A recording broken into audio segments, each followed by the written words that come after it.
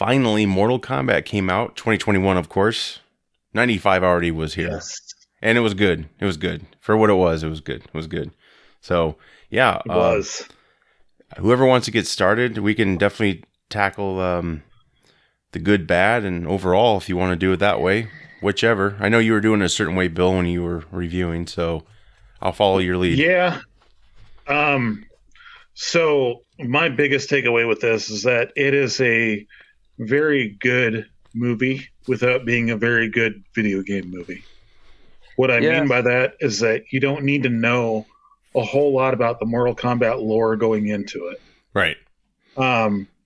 You can come into this movie completely new to the Mortal Kombat franchise and know by the end of it what's going on. I mean, it's not something like it's got the Easter eggs in there, it's got the fan service, but it's not 100% like tongue in cheek. Right. Yep. Like if you haven't been following it, since 1995, then you don't know what the hell's going on. But that being said, there was a lot of really good stuff with it. There's a lot of good fan service in this movie. A lot of good Easter eggs. We got 5 game specific fatalities, like taken directly from the game. Yeah, that's right. So that was super cool. Luke Hang's hat where it saws that person in half. Yes. Kung Lao. Yeah, Kung Lao. Sorry. That was good. Man. Badass. I'm not gonna lie. That was badass. That was everything badass. about that character was spot on from the game. I mean, the way he appeared, all of his actions and all that stuff. I mean, if there was ever a true to game to movie, that was it. I mean, just he stole the show for me. Yes. Kung Lao was amazing. Yeah. I mean, he had that the prowess, like martial arts wise, but he was still a little bit cocky, which is what he is in the game too. Yeah, right. Yeah, for sure. And I saw what Jonah put on Facebook, where he was like, there was 6 moments that he counted where he yelled out "fuck yeah." Yeah. During the movie. Yeah. And I mean, I pretty much agree with him, and I can probably guess what those moments were. Yes. But yeah, I mean, let's I don't know what you want to go into first, Josh. Like, you want to go into the good or the bad, or let's do the good, I guess. Okay. I want to just say the first 7 minutes, which they released ahead of time, epic. Loved it. Oh man. What a build up to what the hell we're getting into. Like, just I mean, the guy that granted there's probably stunt work involved and stuff like that, but the guy that played Scorpion was 58 years old. Are you shitting me? He's 58? No. What? You're kidding. And I'm like, wow, this guy, like, he was I mean, I saw the bags under his eyes, but shit, 58. Yeah. Put that in perspective. I think he was the best actor in the entire movie. Roger Moore was 57 for his last James Bond film. So put that in perspective. You could not see. Yeah. Totally different. Well, and I mean, like I said, I don't know like what he does stunt wise, if he has people do stuff for him or not. Right. But, wow. The last we saw that actor was in Endgame. Wait, I thought it was Wolverine. Oh, you're right.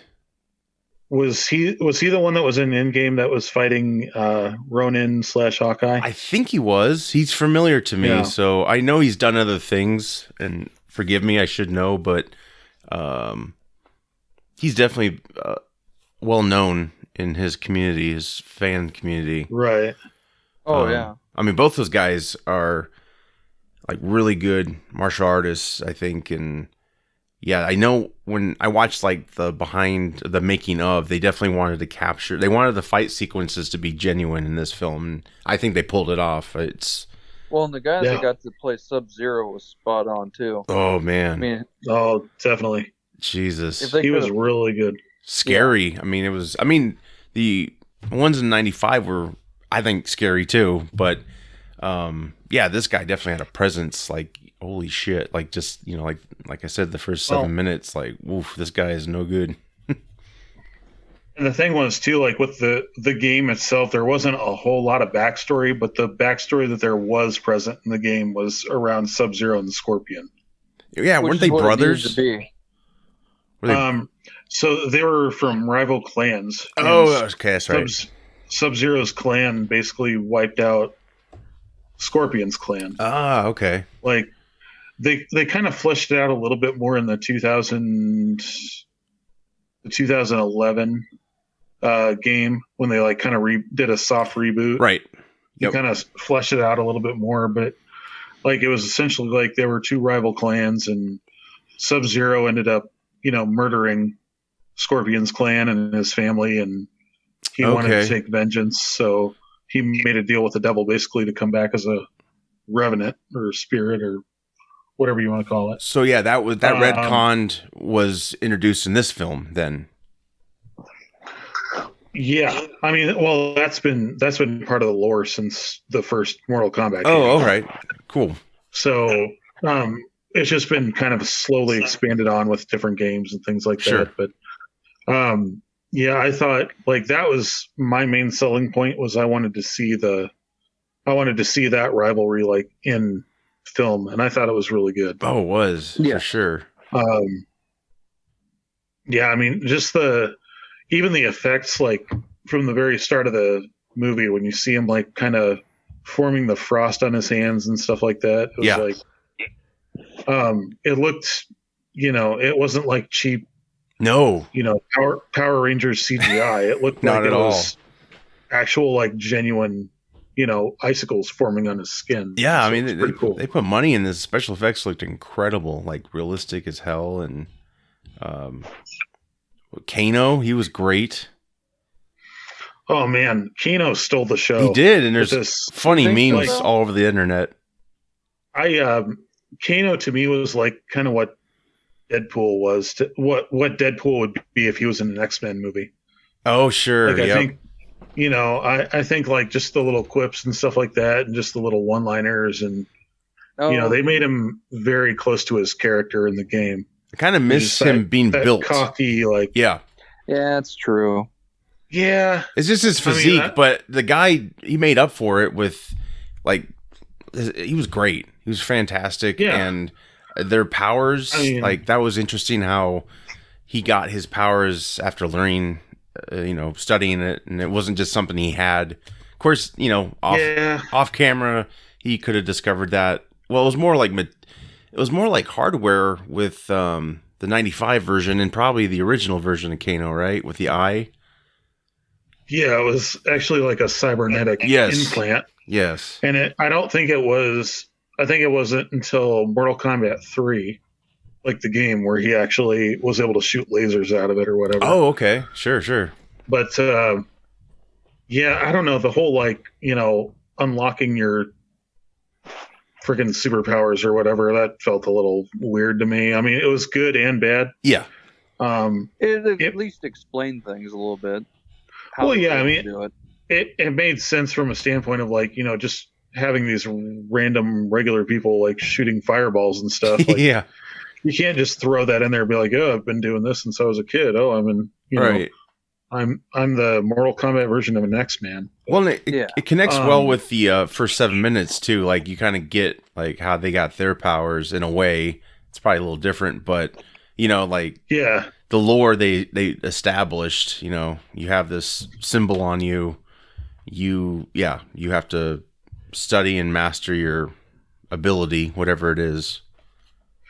The whole like, what did you think of the whole like, if you kill somebody, you take their symbol kind of thing?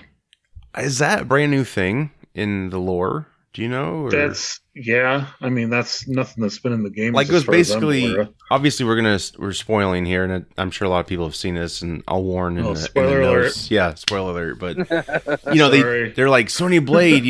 She has to be one of them. So how can we get her to be one of them? Like, why wasn't she just one of them to begin with? But I get it. So she had to kill Kano to get it. Yeah, I don't know. I mean, it's interesting. When the baby was taken at the beginning, I really thought Liu Kang, I thought that was the descendant, the baby, and I'm like, how did he go Like, did Raiden take him to the future? Like, why? But he didn't, because he's a descendant of many descendants, and they all have that symbol. So it's like you're born with it, or you obtain it if you kill someone. It's kind of like Highlander rules, I guess. I don't know.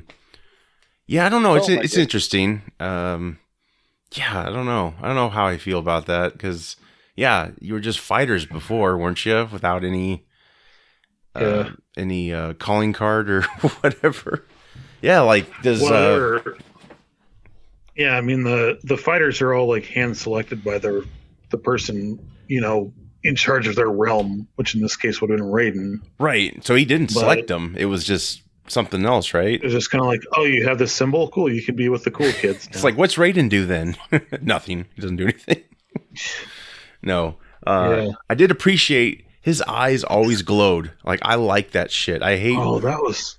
Yes, thank God they finally did something like that felt right. You know? Now, if he was like Brad Pitt, obviously they're gonna like show his face entirely. But I did appreciate like they never stopped glowing, and I like that stuff. Like that's a lot. I think that's cool. The one thing I will say this, and I mean, I've been excited for the cast for this movie forever. It's a good cast. Since they released the cast list on it. But the actor that portrayed Raiden, I think, did tremendous job on it. Yes.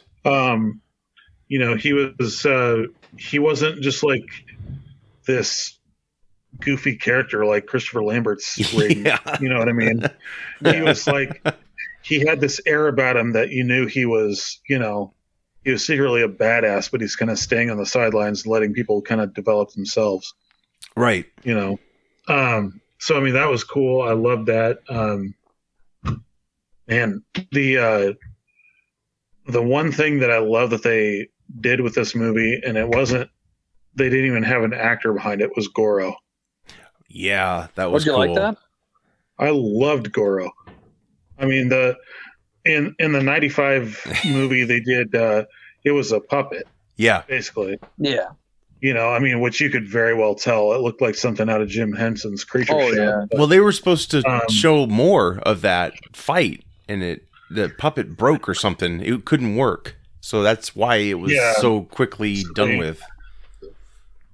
Yeah, it was. They had to do it with like certain angles and things like that, and close-ups, and which was really kind of dumb. But no, I thought obviously it's obvious CGI, of course. I mean, yeah, but I think it was done well. I mean, it's not Thanos great, but it's close. Yeah, I mean, I thought it was good.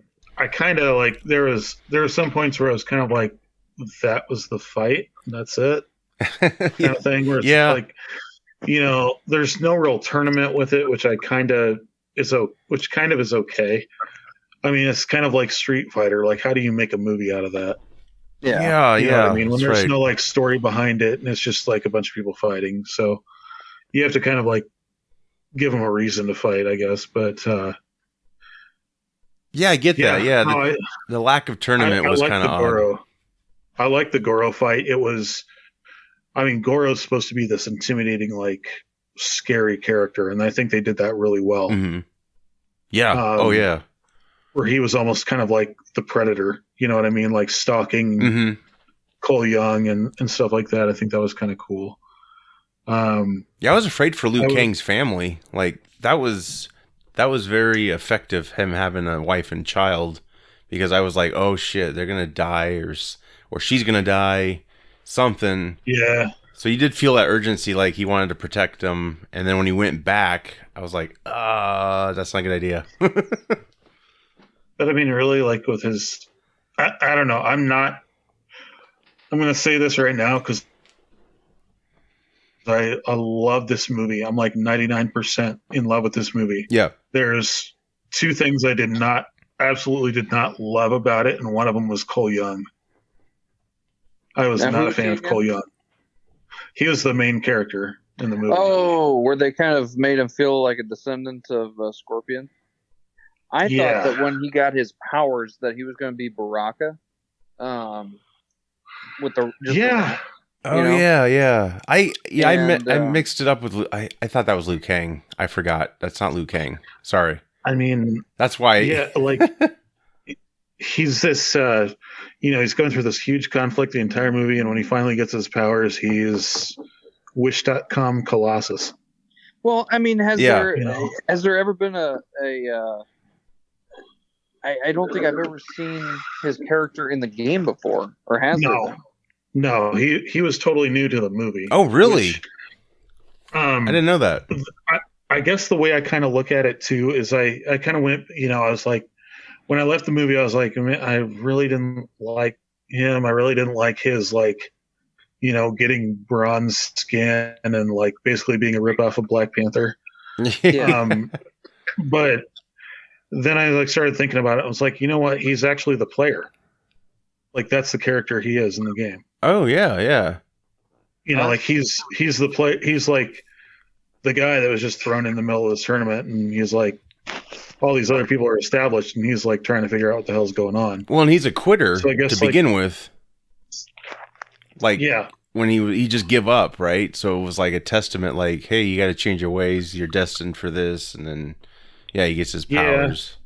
Yeah, see, I thought it was a little too. Yeah, it was a little too cliche in that regard. Yeah, kind of rushed too. I would say, but I think maybe like that was their way of being like, hey, this guy is just like you. He doesn't know what the hell's going on. Mm-hmm. He's just thrown in the middle of this thing, and he's trying to figure it out. Pretty much, he's our way in, if you will. That's probably exactly how he's portrayed. I could see him having a diminished role in the second one. Mm-hmm. If the second one, comes to fruition, which I really hope it does. I do too. I think it's made decent money so far. So, yeah, I mean, time will tell. I mean, especially with Warner. There was an article you sent me, Josh, where they were starting to phase out physical media, and I know that's like something different. We'll probably talk about later, but oh right, yeah. I don't know if that's any indication, but I mean, when I went to the theater, it was packed. I mean, for being a socially distanced theater, right? Yeah. Well, that's great to hear. Yeah, because it's definitely it's worth it.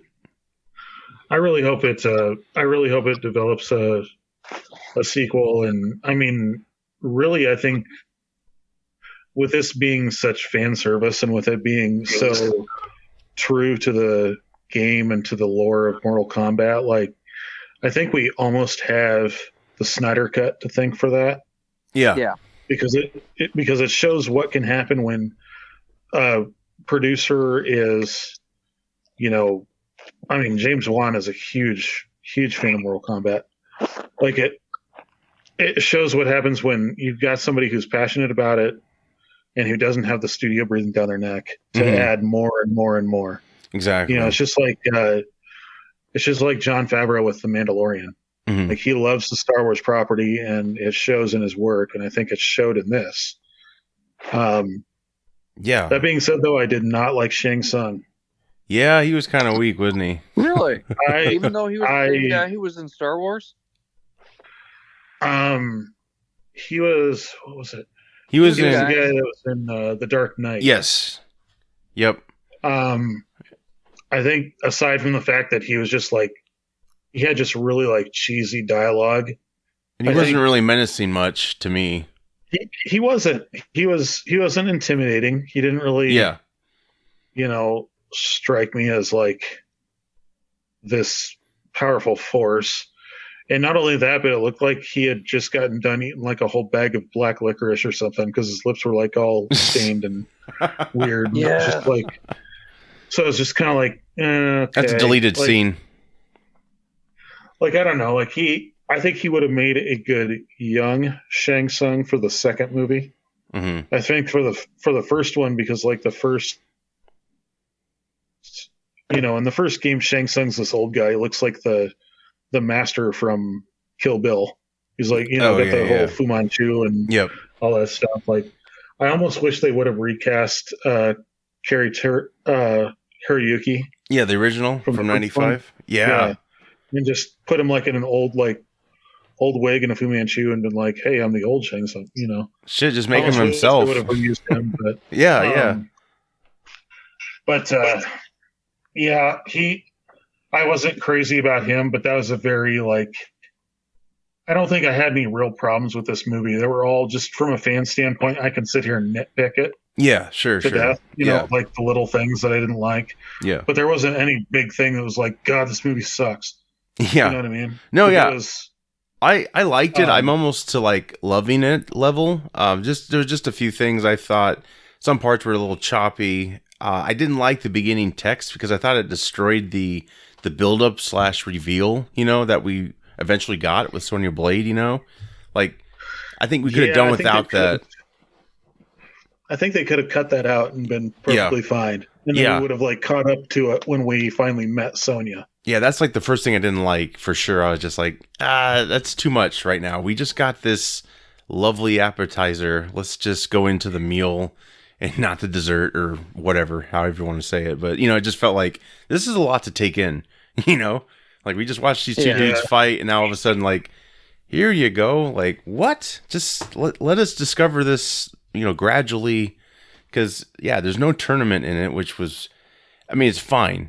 It's just getting to know the world. The Shang Tsung cheating, maybe that's his character, but that kind of seemed like, well, then how the hell did we not lose our world already if they're now cheating? Like they're just going to go eliminate the the fighters. Like what? Like I mean, I can kind of see it like the second one is more where they'd have a tournament. Yeah, for sure. On Shang Tsung's island and stuff like that. But yes, yeah, I mean. His whole purpose with it was trying to, I guess, eliminate the Earthrealm warriors before even got a chance to fight. Right, and I liked his realm where he was, his throne. Like, oh yeah, the depiction of Outworld in this was amazing. Yeah, like they went to when they were filming in Australia for this, they went to deserts and wastelands and stuff like that to film this, and I think it was really cool how they did that's it. Nice. Yeah, that just adds richness to it. Yeah. I really, in a way, I'm glad they used the D-list villains.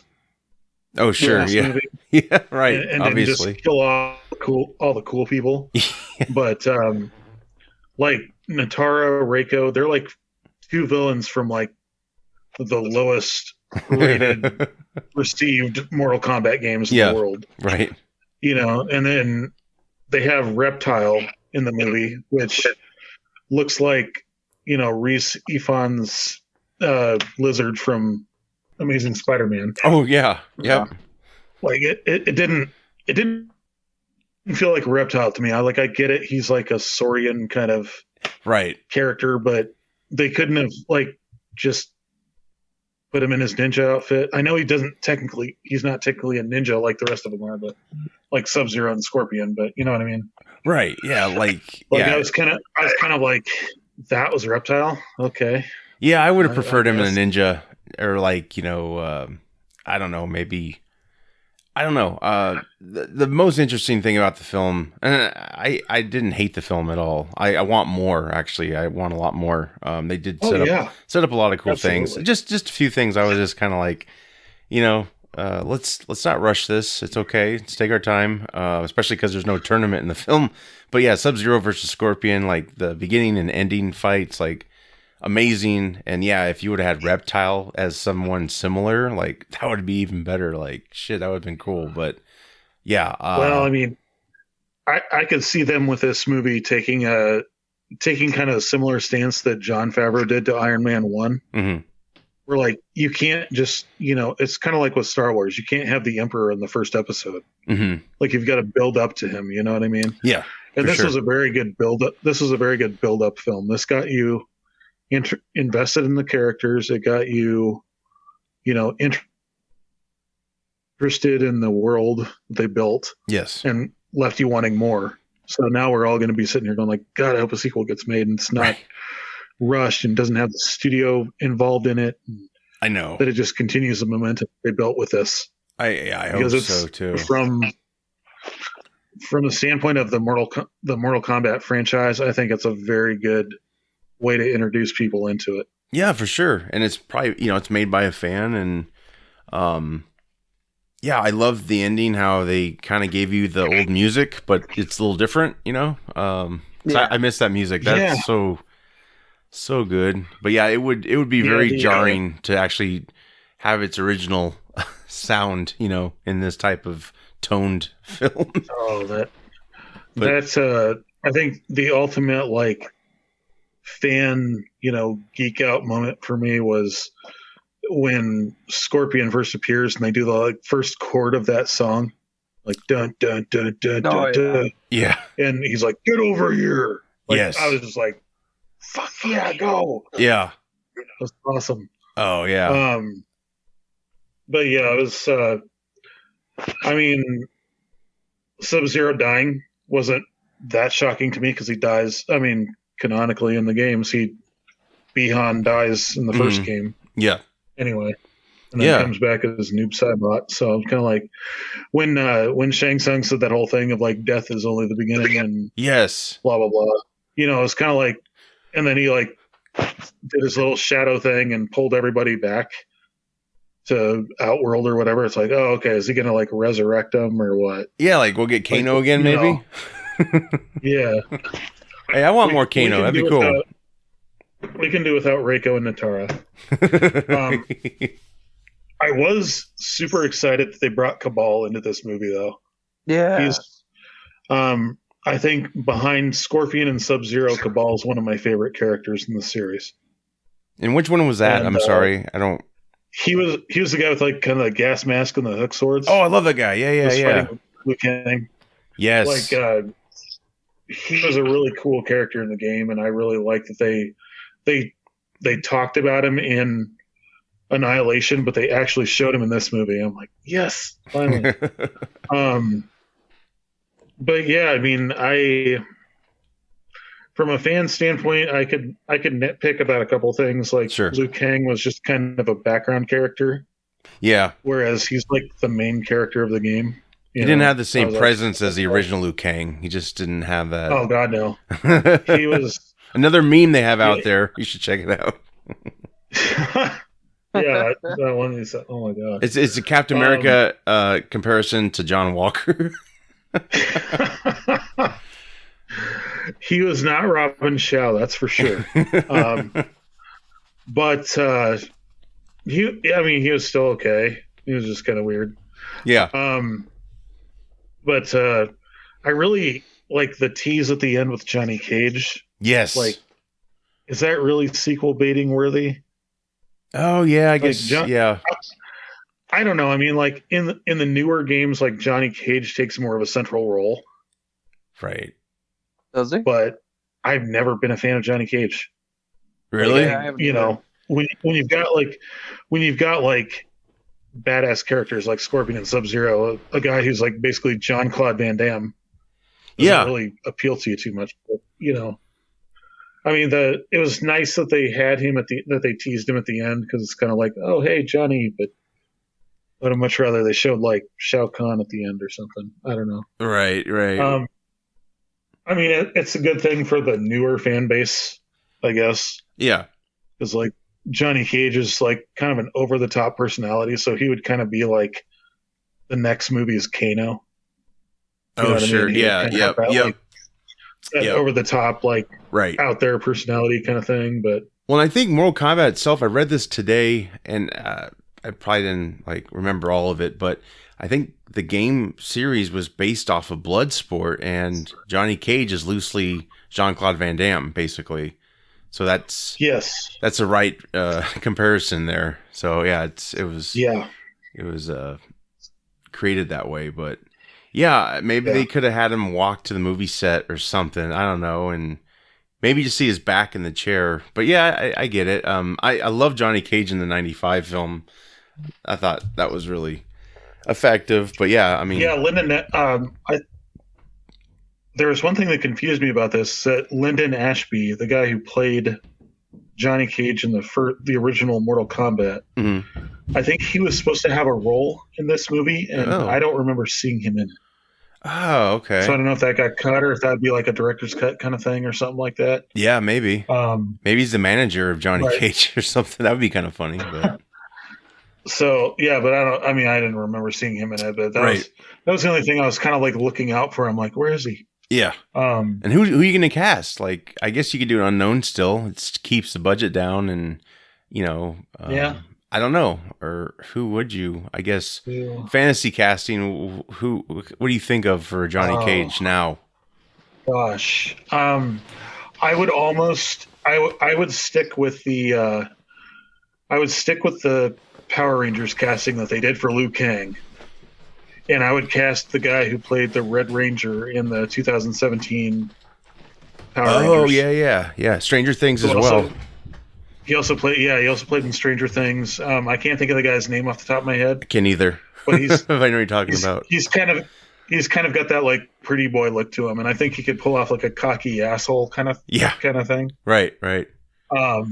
So I mean, I think that would work out good, but that's pretty good. God, aside from him, I mean, Johnny Cage is kind of like he's kind of like Cole Young in a way. He's like kind of on his, last legs and kind of a has-been kind of thing. Right. Interestingly enough, in Mortal Kombat Legacy, they cast Casper Van Dien as Johnny Cage. Oh, no kidding. Really? Yeah, and I thought he actually did a really good Johnny Cage. Yeah. Because I mean, he's an older actor, which Johnny Cage actually is in the game. Right. And he's like trying to prove to everybody that he's not like a phony. He doesn't fake his own stunts and stuff like that. Which I mean, that would be kind of a cool callback to Tenchiroen's series that he tried to do if they had Casper Van Dien in it. But then again, I mean, it's availability, it's stunt work, it's stuff like that. But, of course. I mean, if we can send Vin Diesel to space for Fast and the Furious 27 or whatever it is coming out, then we can do pretty much anything. Steven Seagal is, there you go, Johnny Cage. No, you take that back right now, Josh. Because he's trying to prove himself. He's like, I'm really a fighter, really. Or he just gets taken out like a bitch in 5 seconds. That'd be awesome. He's just on a couch. They just wheel him in. Oh, that's funny. Yeah. He walks in chewing on a corn dog and gets punched in the nuts. Fatality. No, like the only like major gripe that had nothing to do with like fan stuff or like the storyline or anything like that. The fight between Kano and Sonya, was that really dark for anyone else, or was it just me? Oh, you mean like the lighting? Lighting wise, the lighting was terrible. Yeah, there was a couple fight scenes where it was like so dark, like lighting wise, that I was like, "What the hell is going on?" I didn't pick up on that. Can you turn up the brightness just a little bit when you release it on Blu-ray or whatever? Like, I don't know. That was just like a little nitpick thing that I had. But sure. It was so cool. I mean, the fight that they had was still awesome. You could still kind of tell what was going on, but it was intense. I didn't catch that. I'll have to watch it again and see if I noticed the darkness. I mean, I watched it in theaters too, so I don't know. Oh, right. Yeah. Did you watch it on streaming? I did. Josh? Yeah. Okay. I am gearing up to go back to the theater, so eventually I probably will go back. But yeah, no, I watched it at home, and yeah, I didn't pick up on that, but yeah, I could have missed it too. Yeah. Could have been like, well, this is what they're going for because it's a little darker, and I don't know. But no, I was a little sleepy when I watched it, but I stayed up because I was like, I want to see this thing. I mean, it matched the atmosphere. They're like basically fighting in a trailer.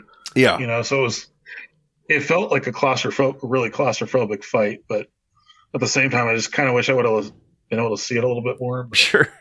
I would just say that don't trust the tomato meter. Oh, I never do. Yeah. What is it bad? It's a very average review. It's like basically a C- review. Oh, I give it a B. That terms. Give it a B. Come on. I would say it's by no means a 5-star movie, but I would at least give it 3.5 out of 3.5 to 4. Yeah, it's still a great time, and it's not Annihilation at all. At all. Oh God, no. Oh God, no. Yeah, no, it was good. Yeah. I enjoyed it. Yeah. Yeah, and they put really a lot of money into it, and it showed. And hopefully they won't, decrease the budget for the next one. That'd be a shame. But especially because you're going to go to the other realms in the next one, and they're going to have to be just as good or better, more expanding of everything. So, yeah. Well, and fingers crossed we don't have a pandemic in the middle of them producing the next one. No shit. Yes. You know what I mean? Yeah. So that really hurt the production for this one. And yes. I mean, this is in reality, you look at it, this movie has been in production since 2012. Yeah, right. Yep. It's been in a Mortal Kombat sequel or new movie or reboot has been in development hell forever. Yeah, I mean what they did. I mean, it turned out great, I think, and maybe a director's cut would, gain more people to enjoy it. I don't know. I don't really see. Yeah, I've seen mixed reactions on the internet, but I think mostly been positive. It's it's not terrible by any stretch. It's worth watching. I think it was definitely a good move, taking it to an R rating. I mean, they even had to tone it down to avoid an NC-17 on this. Oh, I'm sure. Yeah, with some of the gore and stuff like that. But a property like Mortal Kombat, I mean, you can't just it'd be like Rambo attacking people with a Nerf gun. Like you can't, tone it down. Right. I mean, I think they did a really good job of that. Like the fatalities were amazing. It was like every time somebody hit a fatality from the game, I was just like, "That's amazing." And not only that, but like seeing him do the moves from the game, like Sub-Zero making the little ice copy of himself. And yes. Liu Kang doing this little butterfly kick thing, and kind of wish he did the little thing that he does in the right game, but well, that's what's nice about these new effects. They can totally do those moves and it doesn't come off like corny or anything. It's like that looks real. Like the fire he had in his hand, like that looked great. Yeah, like I loved how he illuminated things. That was really cool. And I mean, I watched a video earlier today where it was a side-by-side comparison with the 95 movie. Oh, sure. Showing like Raiden's entrance versus 95 versus 2021. And I mean, really, you can't, CGI wise, you can't really compare the two. Sure. But it's amazing to see, I think that now is the perfect time for this movie to come out with just what we're able to accomplish. And sure, we don't have to make it all cheesy wire work and stuff like that, like they did in all the, kung fu movies of the past. Like we can actually make it look like a live action video game. And I think they did really well with that. Yeah, I think so too, for sure. Yeah. I look forward to, seeing it be more successful. Hopefully get some more money coming in, and we'll get a sequel. Cause it's just a tease really, to what they can do for a follow up. It's going to be just bonkers probably compared to this. So it was a very nice appetizer before the main course. There you go. Yeah. So totally agree. Just hope that James Wan stays on for the sequel. I think they were planning originally to do a trilogy with this. That'd be wise. Yeah. I just love to see what they could do from here. So same. Yeah. Well, go check that out, people. Support it. It's good. You'll have a good time either way. Don't go there expecting like an Oscar nominated film, like you said. It's just. Oh no! I mean, it's just pop. It's like the popcorn entertainment. It's like the people that went to go see Expendables. I don't think. Yeah. They were, right, expecting Oscar-worthy performances out of Sly Stallone and Jason Statham. But, it's the same thing with this. I will say if you've never played a single Mortal Kombat game, if you've never watched any of the movies, anything like that, you'll still be perfectly fine watching this. Just go into it like it's another martial arts flick, and you'll be perfectly okay. Yeah, just blink for the text at the beginning and just discover it as Sonia tells us again what is going on. I think that explains it a lot better. Yeah, that's the only thing I didn't. That was jarring. I was just like, really, we're going right here? Like, come on, baby steps, man. We're all intrigued. We're all hooked. Like just take this out of nowhere, or at least maybe the dialogue in the beginning they could have talked about the tournament somehow. But I don't know. That's the biggest nitpick I really have is just like, whoa, what's going on? This is, I just felt like they could have handled it better. But like you said, it took place. I mean, they filmed it during the pandemic, put it together during the pandemic. So maybe there was a better plan, but they obviously were like, well, we got to release this thing. It's got to make money. So let's just put this in there. It's fine. And, you get over it. It's not like it ruins the movie for you. You're still on the ride to Discovery. So yeah, it does take you out of it. It does take you out of the movie a little bit. Yeah.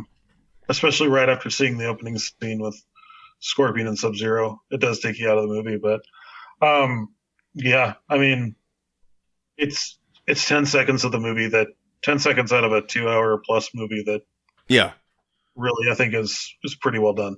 Like how I would have done it was like Raiden, he teleports out of that place, Mortal Kombat, which is probably similar to what we saw, but then boom, go right into, this dude who's got the symbol and he's fighting all that shit. Like that would have been great, but I'll edit it myself. And yeah, exactly.